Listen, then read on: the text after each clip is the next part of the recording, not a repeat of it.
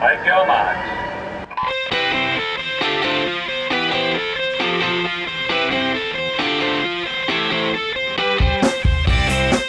You're listening to the Pullbuoy podcast. Hello and welcome back to the Pullbuoy podcast, kicking off 2024 and our 15th season with a World Championship preview for a competition that perhaps none of us expected would happen.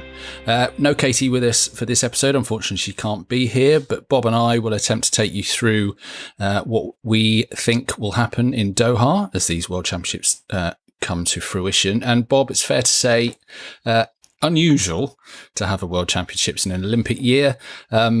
Should we really care about it? Well, you've set this up to say what's going to happen. I haven't got the faintest idea what's going to happen absolutely at this stage, because it's a time of year where we wouldn't normally have an event of this magnitude. I don't know how seriously people are taking it. Are the British swimmers, for example, treating the trials, Olympic trials, British Championships, more seriously than this? Are they going to swim through it? Are they going to be tapered for this? There are all kinds of imponderables and huge questions. And, I'm not there. It's not there because I can't be there. I could have been there, but obviously work precludes me from being there. I've got to say, I'm not really missing it, but maybe I'll change my mind in a week's time. Well, indeed. I mean, I think we all like watching swimming, and there will inevitably be some great racing. As you've said, there's a lot of people who are bypassing this competition. A lot of Australians, a lot of Americans are focusing on their respective trials, and a lot of the big names therefore are missing. There are some who are going to be there, and inevitably they will produce, some exciting racing. I think it was surprising to me that the British team ended up being quite as big as it is. They've got a team of 20 who are going. I think when we touched on this competition last year on the podcast after last year's World Championships, we felt that maybe they would send the men's 4x1 relay, who have to qualify for the Olympics still, and maybe that would be almost it for this competition. As it is, GB has picked a team of 20. So we will see plenty of GB action over the week. Nobody's swimming more than 2 events. Most people have got just a single event, and we have a whole load of relays. So let's dive into a few of the things that those entries pick up. As I mentioned, obviously the main aim for this team is qualifying that men's 4x100 freestyle relay, because they were disqualified in Fukuoka. They don't have an Olympic spot as yet. Based on the times from last year, obviously they're combining times from this championship and last championship to produce the qualifying list. They need to go something like 3:14, which is about a 48.5 each. That should be well within their reach, wouldn't you think, Bob? Yeah, because now we have depth in the men's 100 free, and I don't really see there being too many difficulties there, as long as we don't have any false starts or dodgy takeovers. Then I really can't. We've got enough depth in terms of the numbers and people who could do that kind of time that it should be relatively straightforward. I would be amazed if they don't do it. So just the 4 guys who're going for this one this time. So Matt Richards, Tom Dean, Jacob Whittle and Duncan Scott, likely the ones who also in the final, certainly, if we get there. As you say, I think we'll see some fairly safe takeovers. None of this 0.04 business or anything like that we sometimes see. But the big question is, we know America haven't got their top team out. We know Australia haven't got their top team out. Can they win it? Yeah, they could. I mean, you're right, because this is this massive imponderable we've got about next week, is the fact that, the quartets that we would see from the big countries will not be there. Some of the countries will not even have any of the component parts of those quartets there. So, with our very strong quartet, who would be pushing, you would hope, for a medal in Paris in the summer, then there's every chance, every expectation, I'm sure, on the team that they're going to get a medal and probably and possibly a gold. Well, it would be fantastic to see. I know we've been excited about this quartet's potential for a little while, and when we were obviously not able to see what they could do last year because of that disqualification. I don't think we're going to see a British record. I don't think they're going to go 3:10 or anything like that, because, as you say, we don't know whether they'll be tapering. I'd imagine they'll have a really short rest leading in. We know that Tom Dean has already said he's only going for that race and is then straight off to training camp afterwards. So whether that affects what they're doing, I don't know whether Jacob Whittler is possibly doing the same, because they're in the same training group. But it would be amazing to see them to get a medal or to win it, and that would give a real boost in confidence ahead of Paris. Yeah, he will. It'll give them a great fillip going ahead towards Paris, and will give them an idea of where they are in terms of the trials in April. That'll be, 6 weeks out from that. And, it'll be interesting also when we get round to London at the beginning of April to see who might be knocking on the door to be part of the alternates, because there's going to be a couple of people, surely, who are going to be there or thereabouts in terms of getting into that 6 if they take 6. Well, indeed. They didn't take Lewis Burris to Doha.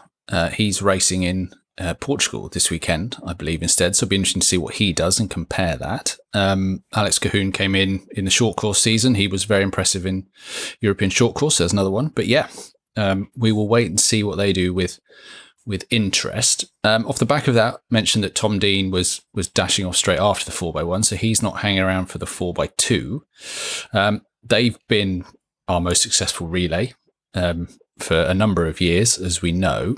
But this is a chance to see a bit more of the backup, I guess. I imagine Matt Richards, Duncan Scott will be in there, but Jack McMillan and Joe Litchfield, the other two, are slated for that quartet, possibly Max Litchfield, and we'll come back to him in a minute. Mm-hmm. So a really interesting kind of audition for those who are trying to get that extra spots in that squad. Well, a bit like we said going into Fukuoka, I think the 4x2 is going to be the event at the British Nationals, British Trials, Olympic Trials in April, because again, look at that final. They're all going to be people who can do mid 140s, aren't they?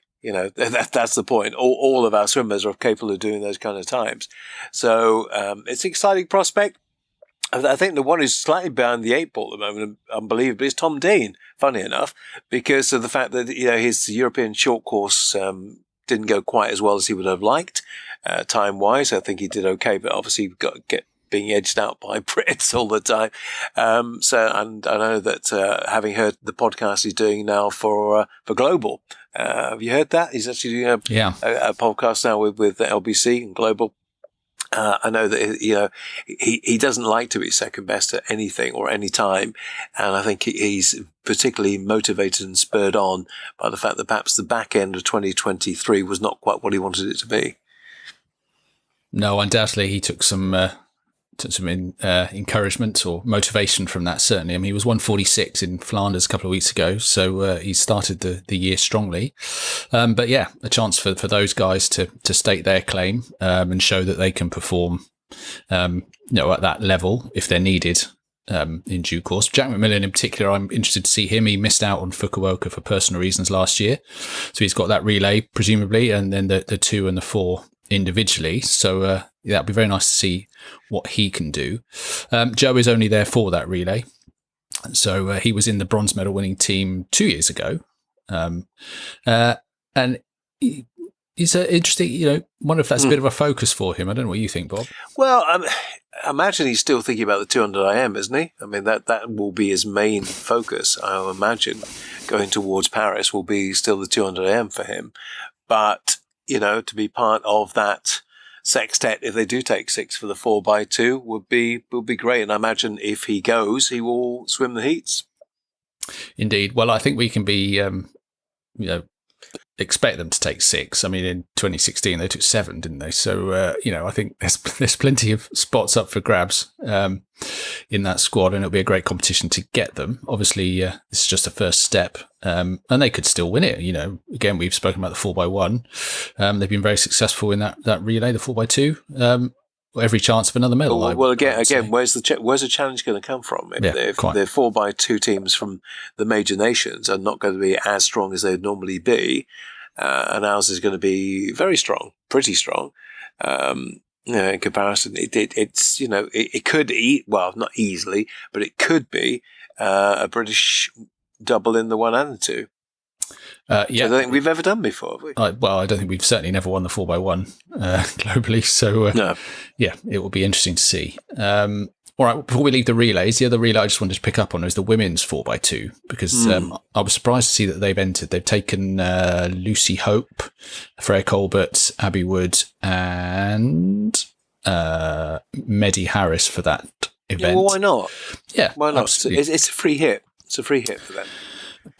And I'm very pleased to see it swimming. I will be honest. I wonder if it's a little bit of an audition for that squad to show that they can be competitive, so that when the selectors come round to making their decisions in April, it's just a bit more evidence that they can use when they apply their discretion. But I'm great to see them swimming. I'd love to see them do well. They were 4th last year. I think they could chance for a medal here, so that would be interesting. And the fact that a point you made before, it's now a 9-day Olympics, not an 8-day Olympics. So that extra day does give them a little bit more wriggle room, a bit more leeway, a bit more of an opening perhaps to put relays in that might not be otherwise medal contenders. Definitely. Well, we'll watch them with interest, but let's move on and talk about the individual entries. Now, obviously, from a British perspective, one of the big stories will be Adam Peaty's return to World Championship competition. We saw him swimming World Cup at the end of last year. He stepped out of the Rotterdam meet with illness at the end of the year, so we only saw just those 3 races in the World Cup. He's been in training in Thailand with Mel Marshall and the rest of that group from Loughborough, and looks in great shape. How do you feel we'll see him? Obviously, no Chin in Doha. Interesting that he's not going to be there. Which is that a good thing for Adam, or is that not a good thing for Adam? Does it mean that there's slightly less pressure off? In terms of him, in terms of a head-to-head, there's still plenty of decent. Kamenger is going, isn't he? I think. Yeah. So there will still be some decent opposition for him, but this will probably be the first proper measurement we've had for Adam since he came back. Short course is all well and good. Doesn't really give us a full indication of where we are, where he is in preparation for Paris. So I think this will be, and I know he's taking this incredibly seriously too. It's not like a meet he's just going to swim through. I think he really wants to put a marker down and say, right, I'm back. I'm really determined to reclaim my title or claim my title once again in Paris in the summer. So I think this will give us a really good indication and a benchmark as to where he is right now. I agree, and I think if he can anything in the 58s over the 100, I think it would be really encouraging. So fingers crossed he can get under 59 and maybe 26 lowish in the 50 as well would be a really encouraging step forwards towards trials and then Paris. Interesting to know what they've been working on. I don't suppose we've actually had any kind of thing come out of the camp as to what potentially they're working on. I mean, obviously he wants to get his strength back and he wants to get his, his rhythm back and his stroke back. It didn't seem to be all that off to me when I saw, but it'd be interesting to know, fly on the wall inside the camp to know exactly what Adam is working on right now to get himself back to where he wants to be. Well, indeed, I guess endurance will be, the back end endurance for the 100 will be high on the list of priorities, but it will all become clear in the Middle East, won't it? In the next week or so. Who else have we got swimming? So Duncan Scott is racing twice, 200 free, 200 IM. He obviously still harbours ambitions, I think, in the 200 free to get that individual spot in Paris. It's going to be a hell of a dogfight, as you've already alluded to. Well, at the moment, having said that, I mean, to me, the one who's almost nailed on is Matt Richards right now of everybody. So it's Matt Richards and who? That's the question. Is it going to be Duncan or is it going to be Tom or is it going to be somebody else breaks through? It's going to be, I think it's 3 into 2, to be honest. That's the way I see it. You're not including James Guy in that battle? I'm not. No, I don't, honestly not. I'd love to see, again, I think from a very romantic situation, considering that, where he's been and this will be his last major games, I think he'll retire straight afterwards. I don't quite see it, but I'm not discounting it totally. Okay, well, that's one for another day. He's not in Doha, but we will no doubt talk about his prospects leading into trials. But Duncan, as I say, has that 200 free. He has the 200 AM. He's ranked right up there on the entries, but we don't know what form he will be in. He's come straight from an altitude camp in Nebraska, I think. No, Flagstaff. Flagstaff, yeah. down to race here, so we perhaps shouldn't expect too much on the clock, but we know he is a great racer, so if he's in he adapts in there, very chance, quickly, though. Yeah, he adapts very quickly, though. I remember where they've done stuff like that before. Some people take a while to come down from that situation and in terms of adjustment and get themselves back into the rhythm and routine. But he's not like that. His adjustments tend to be fairly quick.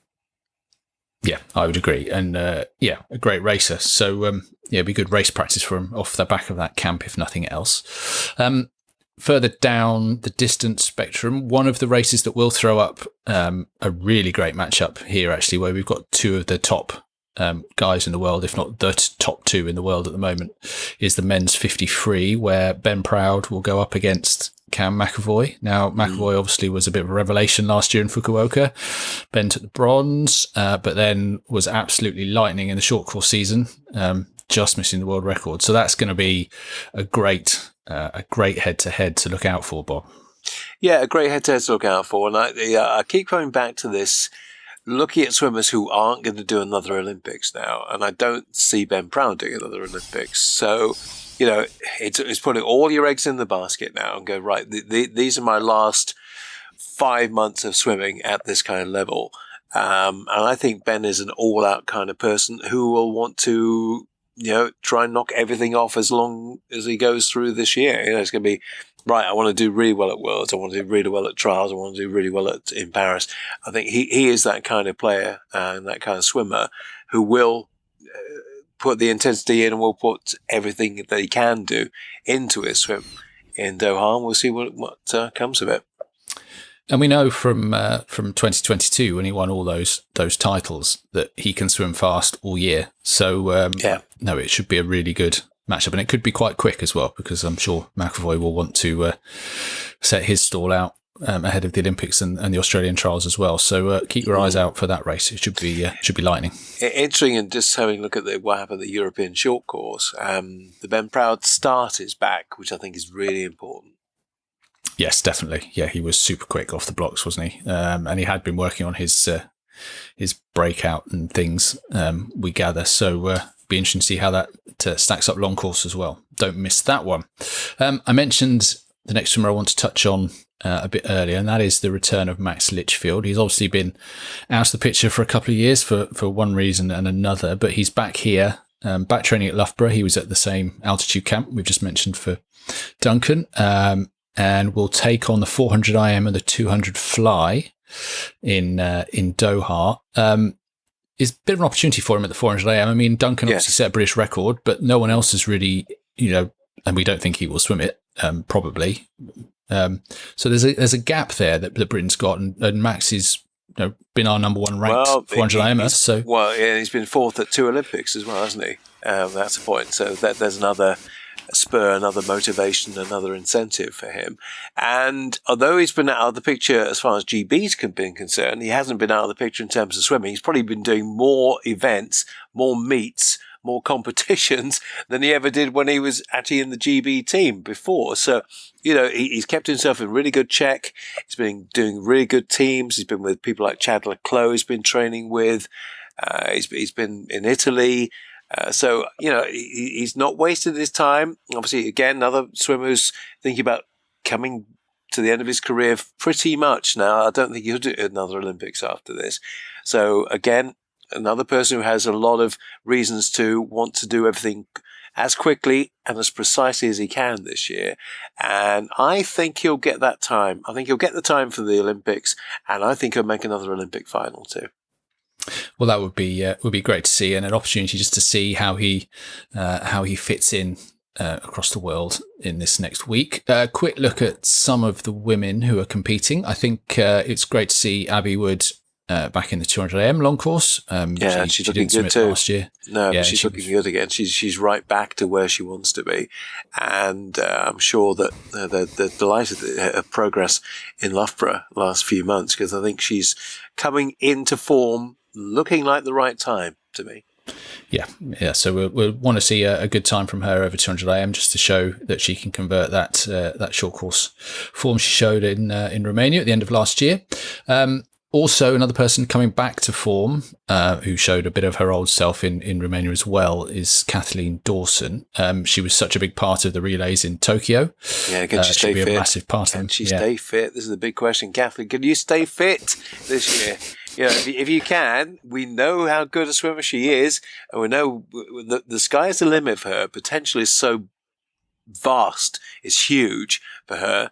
If that back can only just hold up, then I think there's a lot of prospect and a lot of excitement, and a lot of people really thinking this could be quite a break. Well, she had a breakthrough year, because it could be a second breakthrough year. Yeah. No, it would be great to see her 59 lowish or whatever, or even a bit quicker.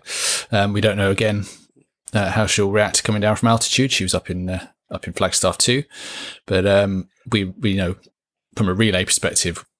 We need her. Yeah, we need her at best. We do need her. Exactly. One final note that I picked up from the entries was Freya Colbert. She's swimming 200 back and 400 IM. Now, we know she's a great 200 backstroker. We also know the 200 back clashes with the 200 IM in Paris. But it's probably a tough 200 IM is possibly a tough one to get in with Abby, and then also Katie Shanahan in that event in the British context. So I wonder if this is a chance for Freya to test herself out over 200 back, which is an event globally where the top two were a long way in front of everyone else, but making a final should be eminently possible for someone like Freya. So yeah, it's a weird event actually in terms of the drop off, isn't it? You talk about the top two, and then it kind of falls away a little bit. There's a massive, great chasm between there. But to make that top 8 is well within her range. In fact, I wouldn't actually put it beyond the possibility of having 2 Brits knocking on the door for that, because I think take the top 2 aside. The 200 back is not a strong event in depth in women's swimming right now. No, certainly. Katie Shanahan was 4th, wasn't she, last year? So I think both of them could make an Olympic final. And maybe Freya will pick her events off the back of how she performs this week. I don't know. Maybe her and Dave Hemmings have already made their mind up, and this is just an opportunity to race in a slightly less inside word on that either. I shall tap up Mr. Hemmings to find out a little bit more, but he often plays his cards quite close to his chest. Yeah, well, we'll see when April rolls around what her target is. I think that's plenty of what we might expect in the pool. Obviously, a few other things to look out for: Matt Richards in 100 free, James Wilby 100 breaststroke, Anna Hopkin 100 free. There's Luke Greenbank as well coming back to. Yeah, let's see what Luke's been again training very hard. Been seeing a lot of his training pictures, so it looks like he's very much back on the map, getting ready for 2024 after a disappointing last year or so. Yeah, so plenty for British fans to keep an eye out for, albeit with that slight caveat that it's a weird time of year. We don't know what tapers will be like, people's priorities, etc. I think we get some weird results. I think we'll get some very strange results next week. I don't doubt it, but it will keep it interesting if nothing else. Now, that's the swimming in the pool dealt with. Obviously, the other disciplines have been in action as well. The divers have done very well, qualifying their Olympic spots. Most World Championship medals ever as well for them. Well, there we go. So they've done very well. Let me see. Kate Shortman and Izzy Thorpe won Britain's first ever artistic swimming duet medal, which was a nice way for them to secure their Olympic spot. Yeah. But more perhaps relevant for this podcast is the performance of the open water swimmers, Bob, who secured 3 out of the 4 possible quota spots for the 10K and a bronze medal for Hector Pardo. I am absolutely thrilled for Hector. So much so that I saw the result of the weekend, but unfortunately the result that popped up on my screen was actually the result from last year. And I went, another top 10 fish. Well done to him. And I sent him a message. And I then refreshed it and went, hang on, that says 23. What's 24? And then I saw in the column of the screen the medal ceremony. And I thought, I recognise that bloke is going to get the bronze medal there. So fantastic for him.